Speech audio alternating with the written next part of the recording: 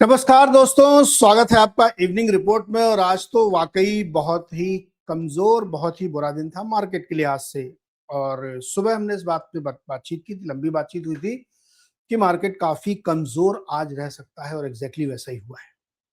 तो काफी दिक्कत भरा दिन। चलिए हेडलाइंस के साथ शुरुआत करते हैं और फिर हम लोग देखते हैं कि ये मार्केट कितना खराब था। ये है हमारी टोटल हेडलाइंस, और इसमें पहली हेडलाइन से कहती है कि the market suffered a major sell off today, investors lost approximately 6 lakh crore. The sell-off was triggered by a combination of a breakdown in US-Iran peace talks and domestic austerity appeal from the Prime Minister. The biggest loser was jewelry sector. FII sold 8437 crore in cash market, more than the DIAs bought. तो जबरदस्त बिकवाली, और market cap के लिहाज से 6 लाख करोड़ रुपए निवेशकों का उड़ गया। और ये गिरावट दो वजहों से आई। एक तो जो पीस टॉक्स खराब हो गई है, ब्रेकडाउन हो गया, ब्रेक थ्रू नहीं है उसमें। और दूसरा, प्रधानमंत्री ने जो ऑस्टेरिटी मेजर्स देश के लोगों से अपील की है कि आप लोग तेल का इस्तेमाल कम करें, सोना चांदी ना खरीदें, विदेश यात्रा ना करें फालतू में, उसकी वजह से हुआ है। और jewellery sector across the board भयंकर गिरावट हुई है। और एफआईआईज ने मौका देख करके फिर एक बार 8,500 करोड़ की सेलिंग की है। चलिए डिटेलिंग देखते हैं। तो लगभग 1.5% तक बड़े वाले इंडेक्स गिरे, और एक सवा परसेंट मिड और स्मॉल कैप गिरे, और विक्स में भी 10% का उछाल आया है। 360 पॉइंट निफ्टी गिरा। बहुत दिलचस्प डेटा है आज आपको निफ्टी और बैंक निफ्टी में देखने को मिलेगा कि दिन के दौरान हुआ क्या। ये देखिए आप, गैप डाउन हुआ, मार्केट नीचे गया, 11:15 ठीक 10:45 से मार्केट में एक रिकवरी शुरू हुई। लोगों ने डाइजेस्ट कर लिया कि जो प्रधानमंत्री जी ने कहा है चलो ठीक है, खाड़ी का युद्ध ठीक है। लेकिन मार्केट 2 बजे, आप घड़ी मिला के देखिएगा, एग्जैक्ट 2 बजे जो पिटाई हुई है मार्केट की, और लगभग 3:46 पर इतनी बुरी तरीके से मार्केट को ठोका है कि आप देखिए लाइन से रेड कैंडल्स बनी हुई है, लाइन से। और डे लो पे जाके मार्केट 360 पॉइंट गिर के बंद हुआ, और उसने सब लेवल तोड़ दिए, 23,815 पे आ गया। इस तरीके की गजब की गिरावट हमने देखी निफ्टी में। एग्जैक्टली यही पलटता हुआ दिखा बैंक में। ठीक जब खुला मार्केट तो 9:30 बुरी तरीके से गिरा, led by state bank of India. उसके बाद थोड़ी देर तक वो संभलने की कोशिश करता रहा, और ठीक 10:44 से उसने रिकवरी शुरू की।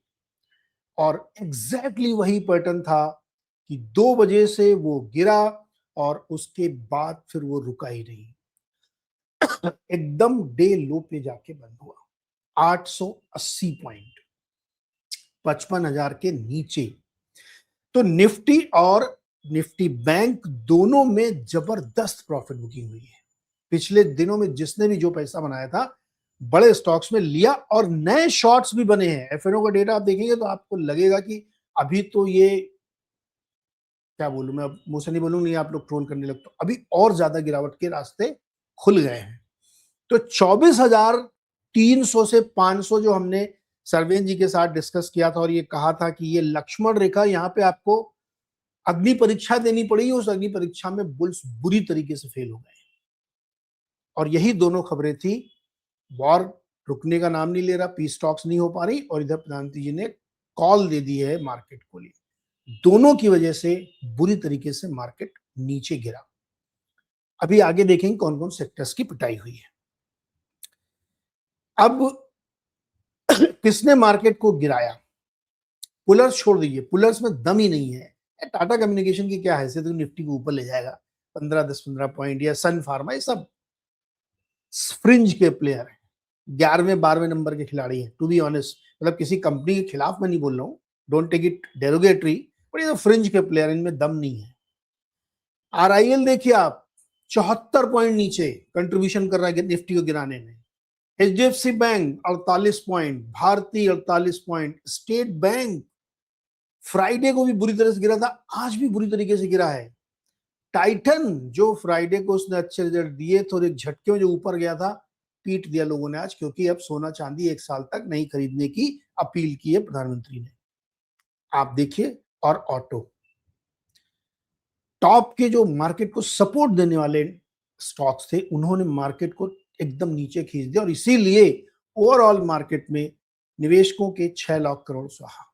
ये है आपके सामने हीट मैप, देखिए साहब, लालम लाल कौन दिख रहा है आपको? State bank, Reliance industries, Bharti, फिर आपको इधर और जो बजाज फाइनेंस, इस तरीके के स्टॉक दिख रहे हैं, एचडीएफसी बैंक, ये सब रेडनेस लेवल। पूरा हीट मैप जो निफ्टी 500 का है उसमें इक्का दुक्का कहीं कहीं छुटपुट ग्रीन स्टॉक दिख रहे हैं।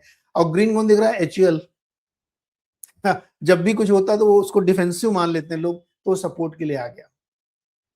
फार्मा सेक्टर को सपोर्टिव मानते हैं तो वो थोड़ा सा आगे, क्योंकि सन फार्मा थोड़ा सा ऊपर था। सन फार्मा लगी इंडिविजुअली बहुत अच्छा कर रहा है जब से वो डील हुई है, उसके बाद से लगातार उसमें रैली बन रही है, तो उसने भी थोड़ा सा ग्रीनरी दिखाई।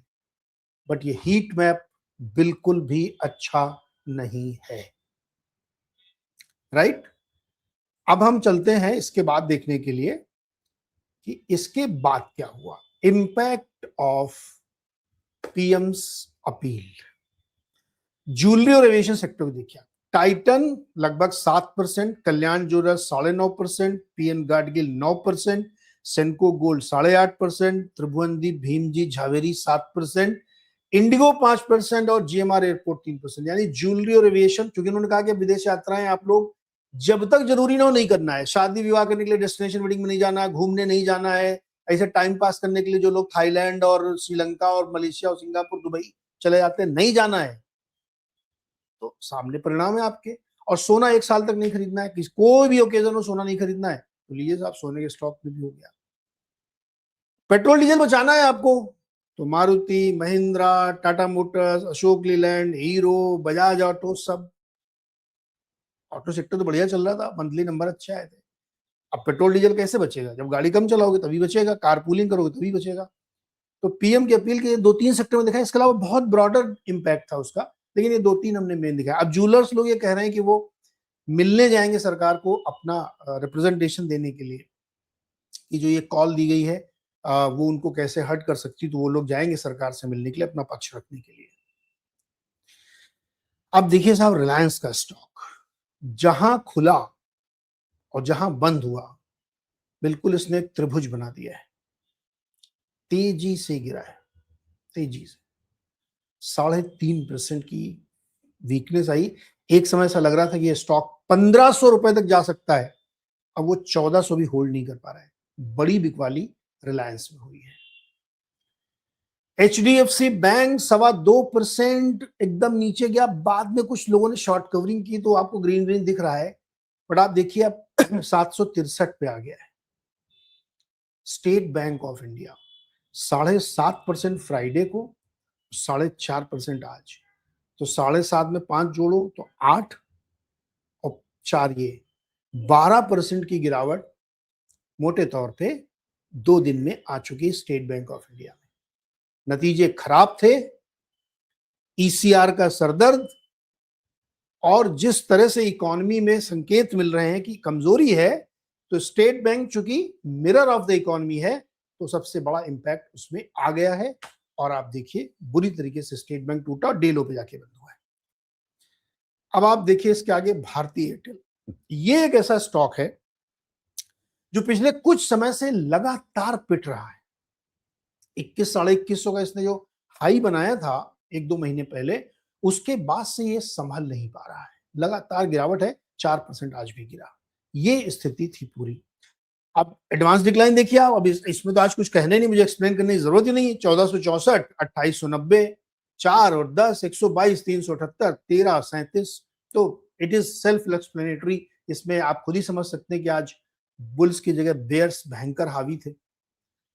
सेक्टोरली आप देखिए, मैंने कहा ना कि हेल्थ केयर, फार्मा, एफएमसीजी थोड़ा मतलब कितना 0.1 पॉइंट, इधर देखिए आप, consumer durable, austerity measures 4%, real estate, फालतू खर्चे नहीं करने 3%, बैंक पिटा है तो बैंक देखिए रेट सेंसिटिव में बैंक पिटा तो रियल एस्टेट पिटना ही है। टूरिज्म घूमना फिरना नहीं भाई 3%, होटल स्टॉक की लग गई होगी। पीएसयू बैंक 2.5%, ऑटो 2% और एनर्जी 1.8%। सिंपली अगर लूजर का कॉलम आप देखेंगे तो ये सिर्फ दिखा रहा है कि प्रधानमंत्री जी ने जो कॉल ली है उसका इंपैक्ट मार्केट में आ चुका है और अच्छे से आया है, आज ठीक ठाक निकल के आया। अब भाई अगर ये अपॉर्चुनिटी मिल रही है तो हमारे विदेशी फिरंगी मित्र लोग मौका क्यों छोड़ेंगे? मौके पे छक्का जड़ना इनकी पुरानी आदत है। तो आज इतना सुनहरा मौका था उनके लिए कि वो इस मौके को खोना नहीं चाहते थे, तो उन्होंने 8,500 करोड़ की सेलिंग की है। मजाक नहीं है, ये बड़ा नंबर है। और डीआईज मैच नहीं कर पाए, वो 6,000 करोड़ खरीद पाए। So this is big. वैसे भी हम लोगों ने इसको बहुत डिटेल में डिस्कस किया है कि जो डीआईआईज है वो ज्यादातर मिड और स्मॉल में फोकस करे हुए हैं, वहीं खरीद पा रहे हैं। लार्ज कैप तो खरीद नहीं पा रहे, लार्ज कैप तो खुद ही बेच रहे हैं। तो इसलिए लार्ज कैप की जो पिटाई हुई है उसी से ये आपको एफआई का नंबर दिख रहा है। और कोई दुनिया कुछ भी कह ले कि हमको एफआई का पैसा नहीं चाहिए, एफआई छोड़ के चले जाएं, परिणाम आपके सामने, कुछ कहने की जरूरत नहीं यहाँ पे, मैं ज्यादा क्यों बोलूं। अब आते हैं गोल्ड सिल्वर और ब्रेंट क्रूड। देखिए गोल्ड के भाव अभी भी इंटरनेशनल मार्केट में उतना नहीं बढ़े हैं, लेकिन हमारे यहां आज कम होने चाहिए थे, क्योंकि इंटरनेशनल मार्केट में कल रात में यानी सैटरडे संडे में मिला के गिरे तो कमजोर थे, लेकिन नहीं हुआ। 1.52 पे आज भी बना हुआ है गोल्ड। अभी बताता हूं क्यों। सिल्वर बढ़ गया 1,000, 2.62 हमने दिखाया था फ्राइडे को, 2.63 है आज। ब्रेंट क्रूड 104.98 पे सुबह से मेंटेन किए हुए हैं। रुपया 95.12। अब इसका कनेक्शन जोड़िए सीधे आप गोल्ड से, कि एक तो गोल्ड, देखिए ज्वेलरी स्टॉक इसलिए गिरे क्योंकि उनको सेल नहीं होगी, लेकिन गोल्ड इसलिए चला क्योंकि करेंसी वीक है। गोल्ड के प्राइस अपने आप बाय डिफॉल्ट हो तो ऊपर जाना ही है। और देखिए बॉन्ड यील्ड 6.97 से नीचे आने को तैयार नहीं है इन सब तमाम चीजों के बाद। Now the point is, on a serious note, कि जो भी एडमिनिस्ट्रेटिव मेजर्स लिए जाते हैं, ये बात मैं बहुत बार कह चुका हूं कि एडमिनिस्ट्रेटिव मेजर्स से आप नेचुरल फ्लो को सप्रेस नहीं कर सकते। चाइना में जब जब शॉर्ट सेलिंग पे रोक लगाई गई तब तक मार्केट और बुरी तरीके से गिरा है। जब भी आप किसी चीज पे आर्टिफिशियली रोक लगाएंगे, रुपए में आरबीआई ने आर्टिफिशियल क्या कहें, जो भी उन्होंने कदम लिया कि उन्होंने कहा कि बैंक्स जो है हेज शॉर्ट सेल नहीं कर सकते, कि डॉलर लॉन्ग करो रुपया शॉर्ट करो। तो आपने एक मेजर लिया और वो 95 से 92 ले आए थे, एक महीने के अंदर फिर 95 पे खड़ा है। तो आर्टिफिशियली सप्रेस नहीं कर रहे हैं आप। तो वो एक गाना याद आता ना, जब जब प्यार पे पहरा लगा है प्यार और गहरा हुआ है। तो जब जब आप नेचुरल फ्लो पे बैन लगाएंगे, रिस्ट्रिक्शन लगाएंगे, वो और तेज बढ़ेगा।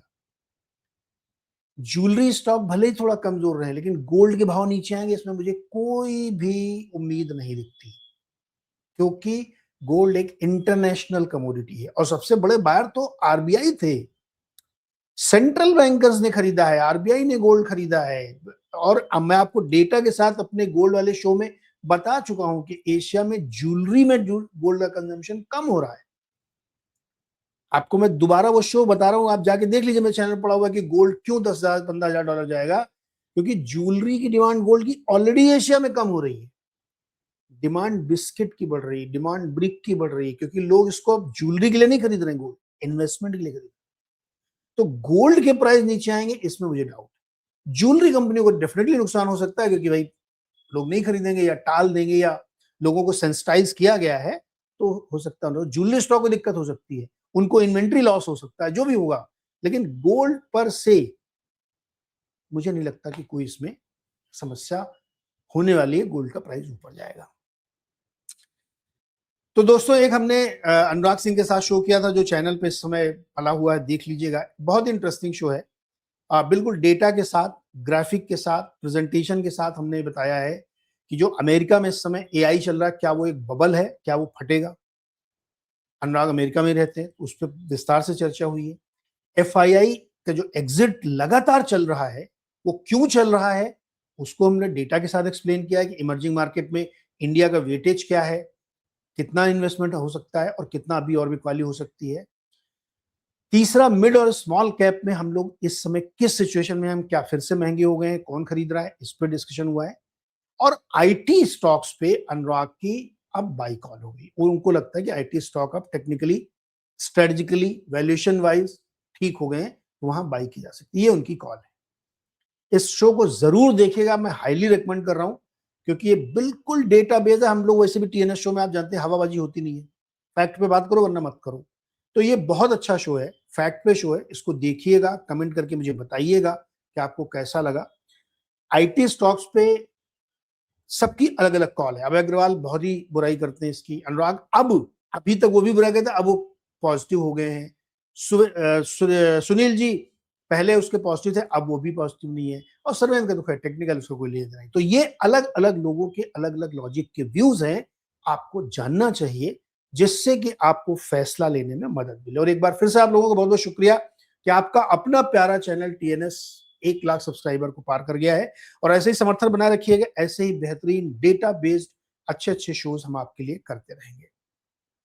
उम्मीद करते हैं कि ये शो आपको पसंद आया होगा, इवनिंग रिपोर्ट आपको ठीक लगी होगी। तो हमें कमेंट करके बताइएगा, लाइक करिए, शेयर करिए और चैनल को और सब्सक्राइब करिए। अगर आपने पहले सब्सक्राइब कर रखा है तो बेल आइकन दबाइए और अपने दोस्तों को भी सब्सक्राइब करने के लिए प्रोत्साहित करिए। Thank you so much. कल मिलते हैं सुबह 6:55 पर।